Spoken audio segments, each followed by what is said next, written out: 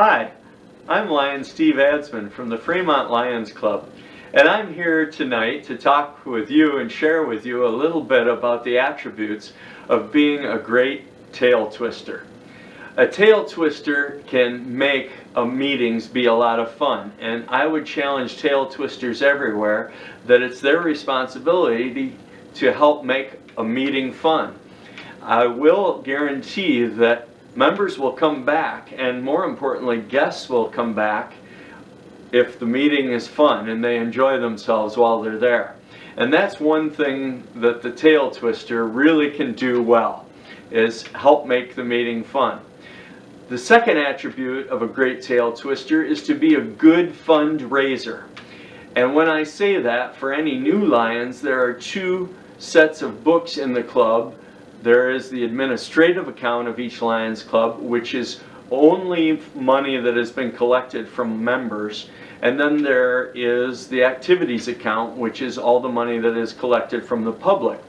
So any money that is collected by the tail twister at a meeting can help the administrative account, and that money can be spent for anything that the club needs, but it also can be spent on fun things if that's what the club decides. So I want to talk with you about combining the first and the second thing I talked about into one thing called fundraising. If the tail twister raises the fun level of the meeting, everyone will enjoy themselves a lot more. So what I will first talk about is something that's raised the fun in our club and was brought to us by our tail twister, Lorene Homesher. She learned this from her father's club, and it's called Happy Dollars. A lot of times people want to share what's happening good in their life with the other members without sounding like they are bragging.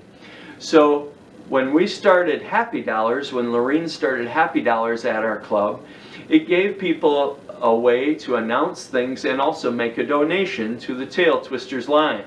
So things that our family have donated Happy Dollars for would be when we found out that we had an exchange student coming to our home, or when our older daughter's art project got selected for an art exhibition at the school, or when our younger daughter did very well in a gymnastics meet.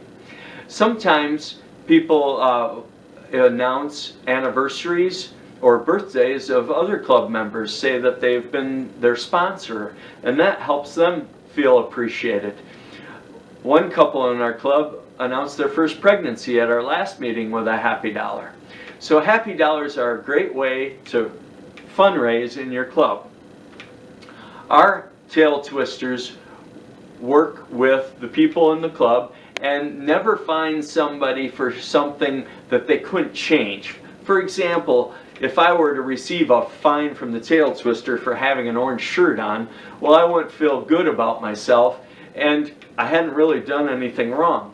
So when our tail twisters work, they usually work with trying to bring fun in something like, if a cell phone goes off during the meeting inadvertently, well, they might say, hey, for a quarter, would you share that ringtone with us again? Or in another case, if somebody walks in late, you might say, hey, Lion Bob, for a quarter, would you tell us what time the meeting starts? So have fun with fines, but they're appropriate and a good way to raise fun in your club without really drawing attention to somebody or making them feel bad.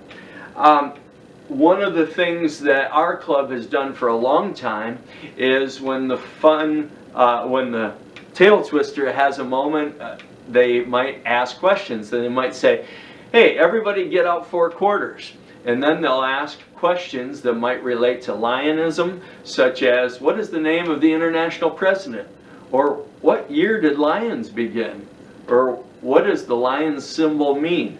And get people to get out a piece of paper and write it down, and then just on the honor system ask for who's got the right answer to the first question. That works well. If somebody answers the question correctly, they get to put the money back in their pocket. If they answer the questions wrong, well, then the tail twister comes around at the end and accepts their quarters for the questions that they didn't get right. Now, one of our newest tail twisters and new members of our club, last year as tail twister, recognized that only about 3 or 4 people would answer the questions when it was asked for the correct answer. And so he wanted to engage a lot more people.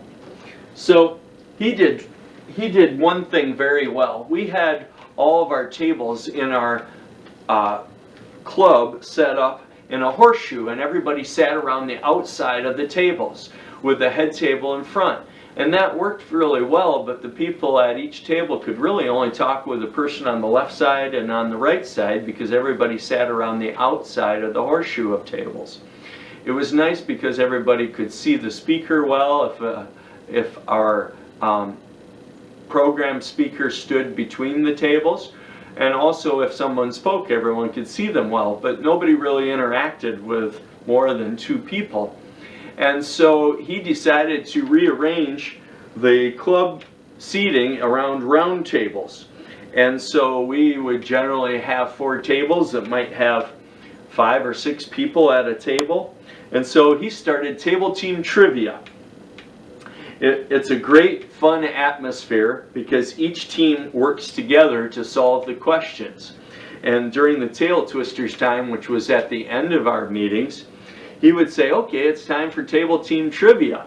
And everybody gets either 3 questions or 4 questions per table. His preparation usually involved 3 categories.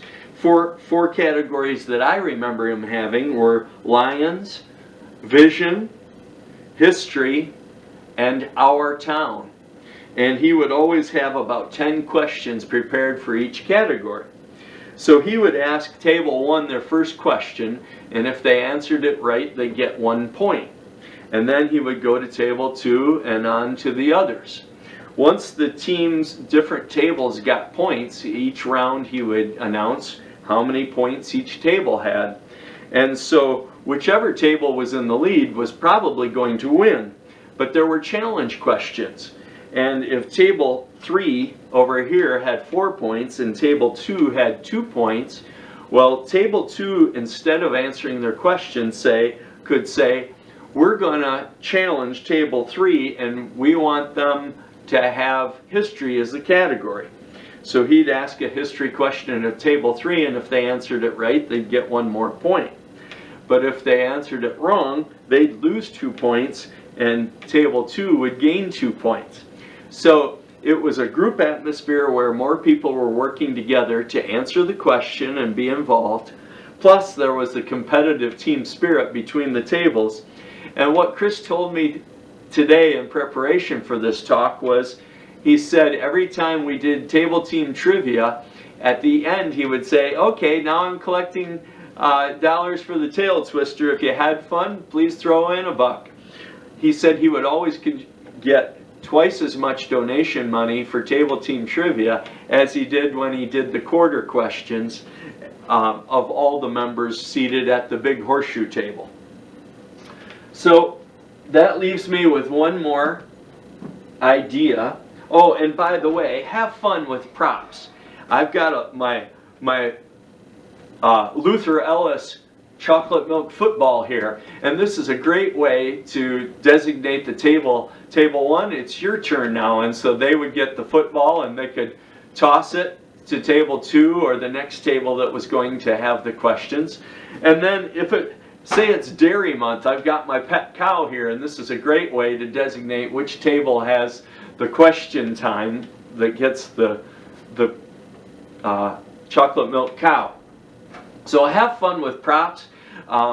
Tail twister Ron Gibson, who is now our district governor, is one of our great tail twisters. He would always come in wearing props, whether it was for Super Bowl week. He'd come in with one of the team's hats on and ask questions, trivia questions that would have to do with the Super Bowl. So those are good ways for clubs to have fun and for the tail twister to raise the fun level.